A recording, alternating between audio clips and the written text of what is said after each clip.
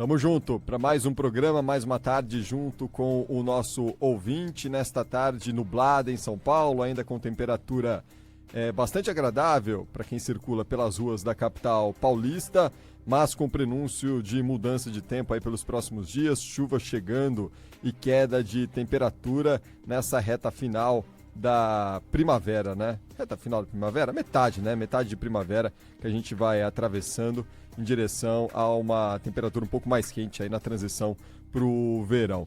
Numa quinta-feira, Zaidan, que é de desdobramentos no que diz respeito às investigações sobre os desvios nas aposentadorias e pensões dos nossos brasileiros que dependem desses benefícios e ao longo dos últimos meses e anos foram surpreendidos aí com descontos indevidos. Nós tivemos hoje a prisão do ex-presidente do INSS em uma operação realizada mais cedo aqui no país. Quem tem mais detalhes para a gente direto de Brasília nesta abertura do Bandeirantes acontece nesta quinta-feira é o Afonso Marangoni conosco direto da capital federal, né, Afonso? Boa tarde para você.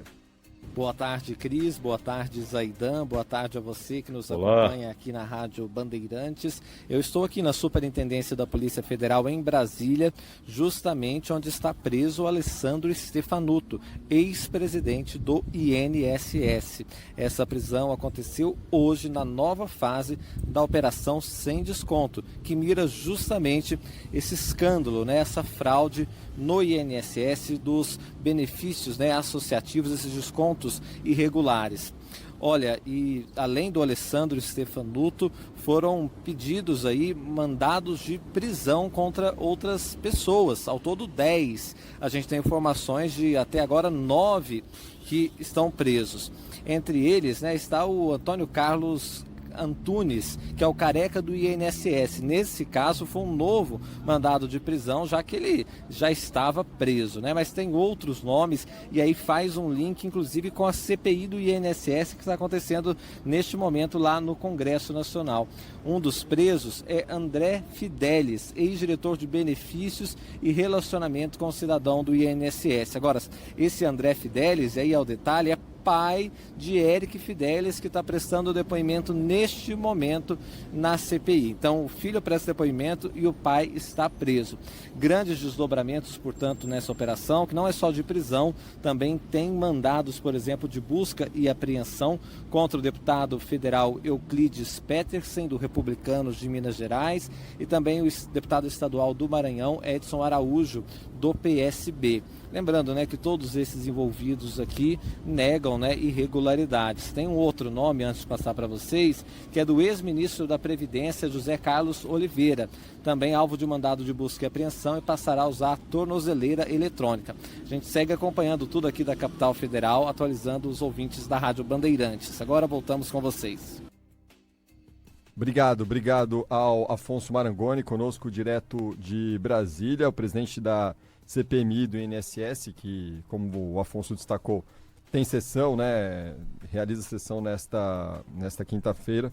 Ele aprovou, a CPI, aliás, CPMI do INSS, que aprovou convocação e quebra do sigilo bancário, fiscal e telemático do deputado estadual do Maranhão, Edson Araújo, que é um dos alvos da operação da Polícia Federal.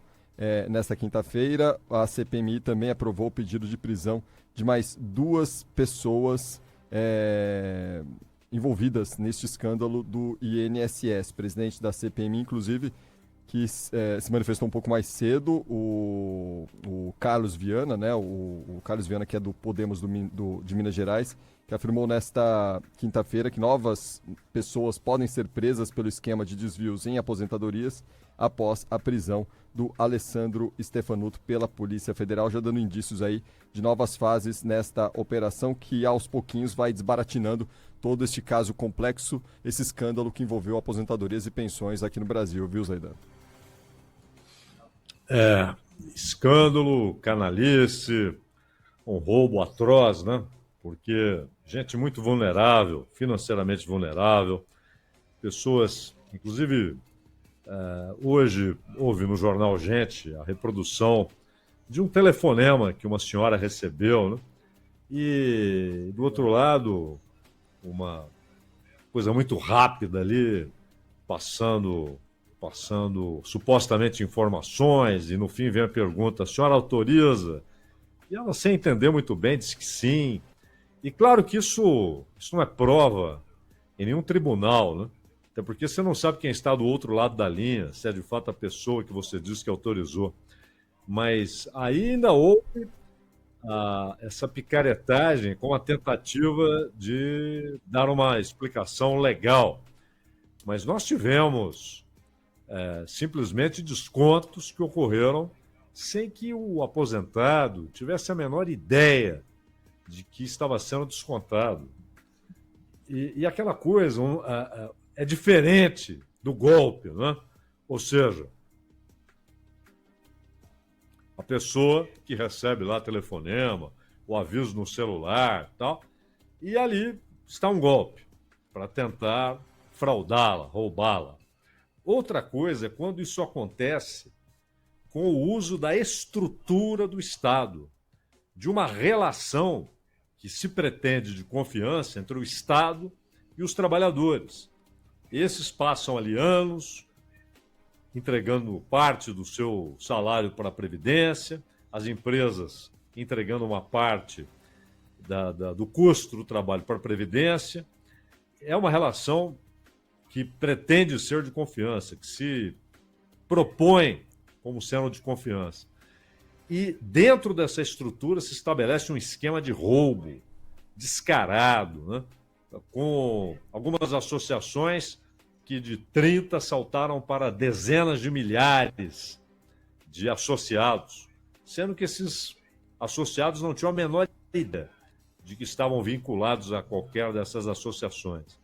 Isso tem de ser evitado daqui para frente de uma maneira muito simples, né, Palmeira? Olha, não existe mais essa história de autorização para desconto. É simples. Procure convencer aquele aposentado, aquele pensionista, de que essa associação será benéfica para ele, e se ele concordar, assinar um papel dizendo que sim, que vai contribuir, e pagará com boleto. O boleto chegará até ele, e aí ele vai no banco, se quiser, e paga. Jamais com descontos automáticos na folha de pagamentos do INSS.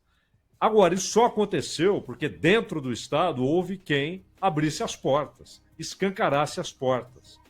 Uma mistura de incompetência com conivência. Será só isso?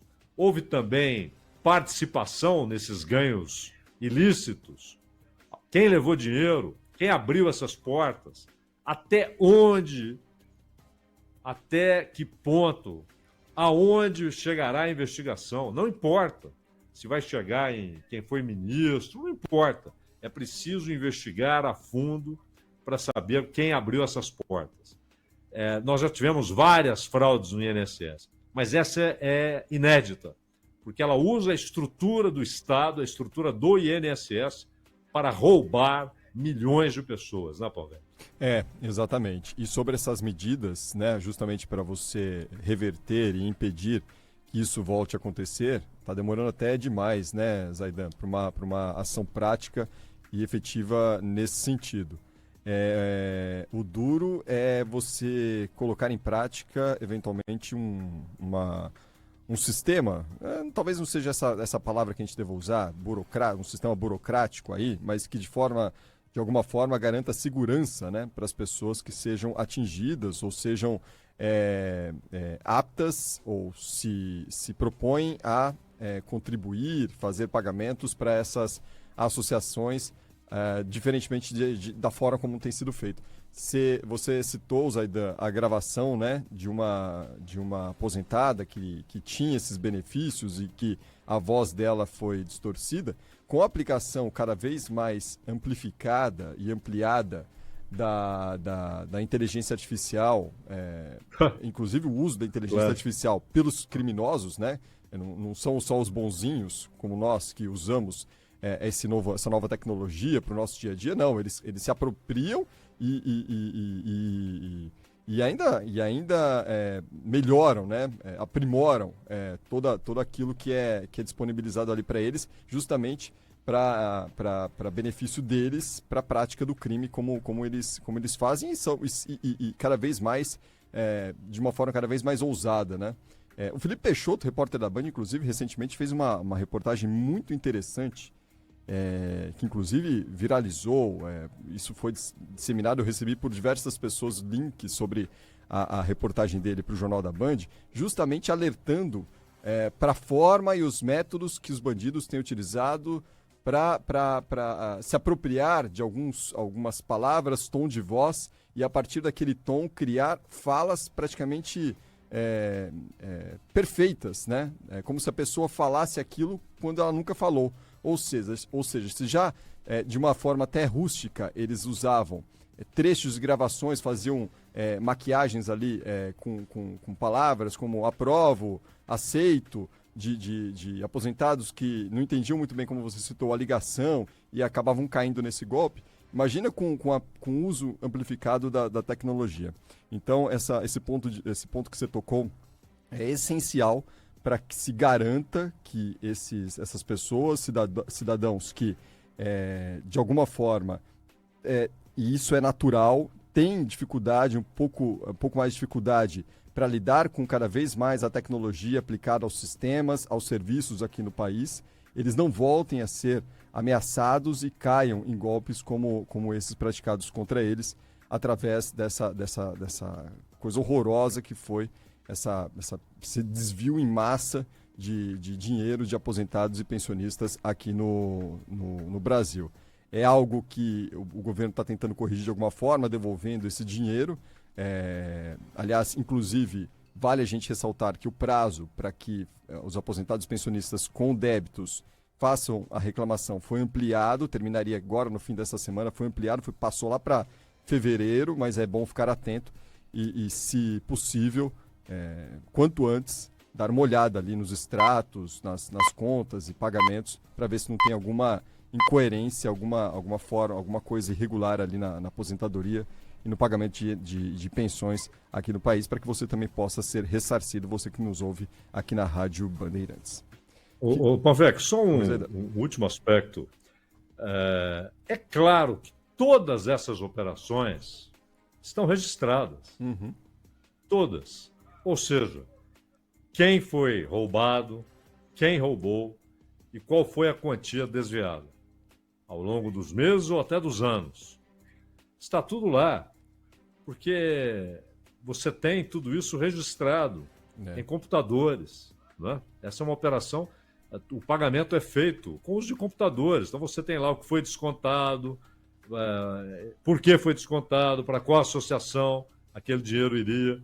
E aí eles ficam postergando, querendo primeiro que o aposentado reclame que não concordou, depois que haja todo um processo, uma tramitação burocrática para que ele seja ressarcido.